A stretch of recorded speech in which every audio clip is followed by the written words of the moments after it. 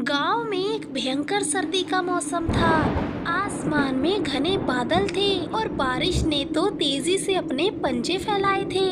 रामू और सीमा का घर एक छोटे से कच्चे कमरे में था, जिसकी छत जगह जगह से लीक कर रही थी। बारिश की वजह से घर का हर कोना गीला था और आंगन में जलाने के लिए लकड़ियां भी भीगी हुई थी। सर्द हवाएं घर में घुसने लगी थी और रामू का दिल बैठने लगा था। रामू उदास होकर सीमा से कहता है, सीमा, देखो तो कितना पानी गिर रहा है। बाबूजी ने जो फसल उगाई थी अब सब खराब हो जाएगा। हम क्या करेंगे? ये बारिश हमें और हमारे परिवार को नष्ट कर देगी। सीमा चुप थी। वो जानती थी कि रामू की चिंता कितनी गहरी थी। उनका परिवार पहले ही मुश्किल में था।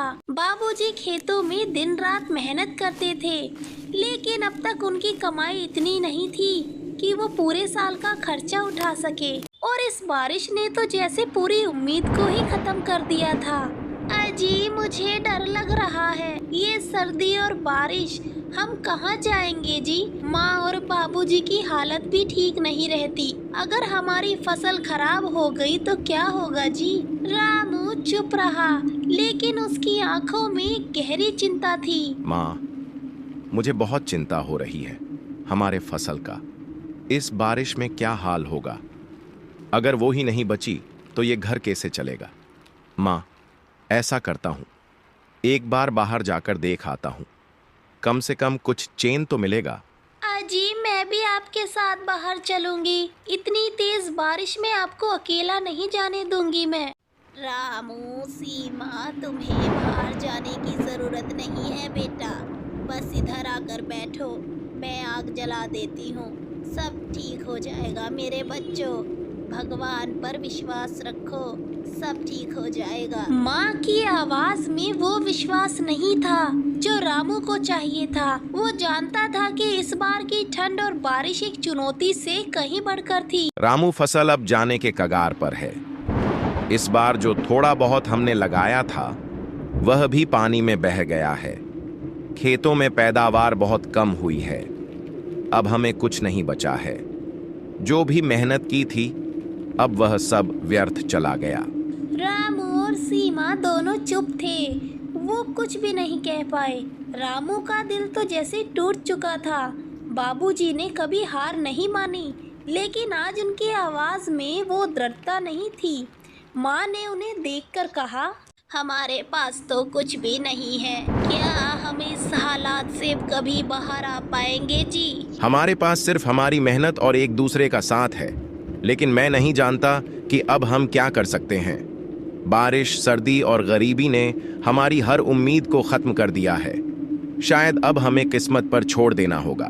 रामू की आंखों में आंसू थे, लेकिन वो उन्हें छुपाने की पूरी कोशिश कर रहा था। वो जानता था कि इस वक्त किसी के पास उम्मीद नहीं थी जो रामू महसूस कर रहा था। उसने देखा कि सीमा की आंखों में भी वो डर और निराशा थी। बाबूजी, मुझे तो अर्जुन की चिंता सताए जा रही है। हम सब तो कैसे भी ठंड को झेल लेंगे, लेकिन वो अभी बहुत छोटा है। वो ये सब कैसे झेल पाएगा बाबूजी? क्या हम नहीं लड़ सकते?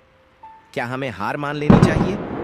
बाबूजी, माँ, यह सब किसके लिए कर रहे हैं? क्या हमें छोड़ देना चाहिए? बेटा, कभी कभी हालात इतने खराब होते हैं कि हमें अपनी हार माननी पड़ती है। इस बार हालात बहुत अलग हैं, पर हमें अपने आप को संभालने की जरूरत है। लड़ाई कभी खत्म नहीं होती। बस हमें समय पर समझना होता है कि किसे और कब छोड़ना है। अर्जुन, जो अभी 5 साल का ही था, रामू के पास आया। उसका चेहरा पीला पड़ा था और शरीर पूरी तरीके से कांप रहा था। वो ठंड से कांपते हुए बोला, पापा, मुझे बहुत ठंड लग रही है। प्यारे बेटा, बस थोड़ी देर और सह लो, सब ठीक हो जाएगा। बारिश तो रुकने का नाम ही नहीं ले रही थी। पूरा परिवार ठंड से कांप रहा था। रामू को अपने परिवार की चिंता सता रही थी और वो चिंता करते हुए सीमा से कहता है, सीमा, ऐसा करता हूँ कि बाहर जाके कुछ लकड़ी ढूंढ लाता हूँ। हमारा बेटा कम से कम रात को सही से सो तो जाएगा। अजी, आप ऐसा क्यों नहीं करते?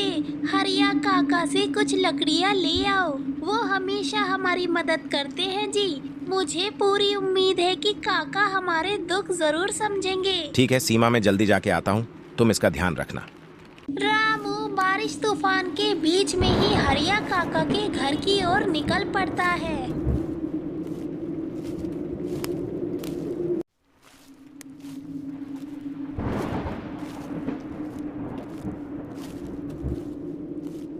काका आपके पास कुछ लकड़ी होगी क्या? हमें लकड़ी की बहुत जरूरत है। काका एक आपके पास ही उम्मीद लेके आया हूँ। हाँ रामू बेटा, तू परेशान मत हो, मेरे पास कुछ लकड़ियाँ बची है, मैं अभी लेकर आता हूँ। हरिया काका बची हुई लकड़ियाँ रामू को दे देते हैं। काका आपका बहुत बहुत धन्यवाद। रामू लकड़ियाँ लेकर वहाँ से घर की ओर निकल जाता है।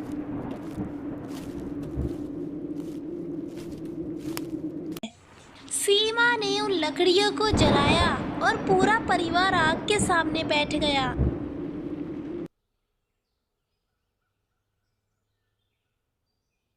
अगले सुबह सूरज तो उगता है, लेकिन बादल अभी भी घने हैं। रामू ने तय किया कि वो अब सिर्फ अपने दर्द और निराशा में नहीं रहेगा। अगर खेतों में कुछ नहीं बचा था तो वह उसे बचाने की पूरी कोशिश करेगा। उसकी आंखों में अब कोई डर नहीं था, केवल एक दृढ़ संकल्प था। सीमा, मुझे जाना होगा। बारिश में भी मुझे अपने खेतों की ओर जाना होगा। हमें पता नहीं है कि वहाँ क्या हालत होगी, लेकिन हमें किसी भी कीमत पर कुछ न कुछ बचाना होगा। अजी, हम सब आपके साथ हैं। मुझे पूरा विश्वास है कि हम इस बुरे समय से बाहर जरूर निकलेंगे। रामू ने सीमा को विश्वास दिलाया और बिना समय गवाए अपने खेतों की ओर रवाना हो गया। सर्दी और बारिश के बावजूद वो अपने खेत की तरफ बढ़ता गया। रास्ते में उसे गांव के कुछ लोग मिले जो खेतों की स्थिति के बारे में बात कर रहे थे। रामू ने उन लोगों की बातों को नजरअंदाज कर दिया। वो जानता था कि उसे किसी की बातों से नहीं रुकना है।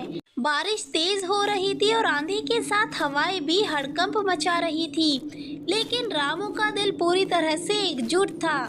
जैसे ही वो खेतों में पहुंचता है तो उसकी फसलें देखकर उसका दिल बैठ जाता है और रामू की सारी फसलें बहकर समाप्त हो चुकी थी। उसकी आंखों में निराशा थी, लेकिन अब वो एक अलग तरह की सोच में था। जब तक मेरे पास ताकत है मैं हार नहीं मान सकता। कुछ न कुछ तो बचाना ही होगा। सारी मेहनत, सारी उम्मीदें बर्बाद हो चुकी थी। खेत में हर दिशा में पानी ही पानी था। ये सच है कि फसलें बर्बाद हो गई हैं, लेकिन यह सिर्फ एक कदम था, एक भाग था इस यात्रा का।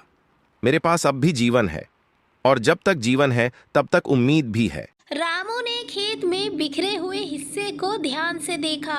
अब कोई भी बीज नहीं बचा था, लेकिन वो सोचने लगा कि वो अपने काम की दिशा बदलकर कैसे इसे फिर से उगाने की कोशिश कर सकता है। वो खेत के कोने में गया और वहाँ बचे कुछ पुराने बीजों को इकट्ठा किया। अगर हम इन बीजों से ही कुछ नया शुरू कर सकते हैं तो मैं हर हाल में कोशिश करूंगा। अगर खुदा ने दिया तो कुछ न कुछ होगा। घर वापस लौटते हुए रामू ने अपनी आंखों में एक नई उम्मीद को महसूस किया। घर लौटते हुए रामू के मन में कई तरह के विचार चल रहे थे कि कैसे वो नए तरीके से खेती शुरू कर सकता है ताकि भविष्य में ऐसी बारिश और बर्बादी का सामना न करना पड़े।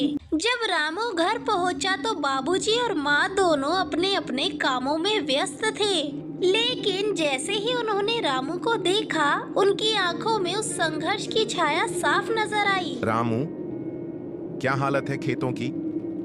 सब कुछ बर्बाद हो गया होगा, है ना? बाबूजी, हाँ, सब बर्बाद हो गया है, लेकिन हम क्या कर सकते हैं? हमें हार नहीं माननी चाहिए। कुछ बीज इकट्ठा किए हैं, अब फिर से शुरुआत करेंगे। मेरे पास अब भी उम्मीद है, हम मिलकर इसे फिर से बना सकते हैं। बाबूजी ने रामू की आंखों में चमक देखी और उसकी बातें सुनकर उनके दिल को राहत मिली। तुम सही कहते हो रामू, अगर मेहनत है तो कोई भी मुश्किल दूर हो सकती है। हम सब मिलकर फिर से कोशिश करेंगे। मुझे तुम पर पूरा विश्वास है। ये मुश्किल वक्त भी जल्दी निकल जाएगा। हम सब एक साथ हैं। बेटा, मुझे तुम पर बहुत गर्व है रामू। तुमने जो सोचा वही किया। तुम सही हो। हमें हार नहीं माननी चाहिए बेटा। अब हम सब मिलकर फिर से मेहनत करेंगे। वो दिन था जब रामू और उसके परिवार ने एक नई शुरुआत की। खेतों में फिर से काम करना शुरू किया और रामू ने पूरे गांव से पुराने बीजों को इकट्ठा किया। गांव वाले रामू की मेहनत को देखकर चकित थे। उसके साहस और संघर्ष ने उसे न सिर्फ एक नए जीवन की शुरुआत दी, बल्कि उसने ये भी साबित कर दिया कि अगर इरादा मजबूत हो तो कोई भी कठिनाई उसे हराने में सक्षम नहीं होती।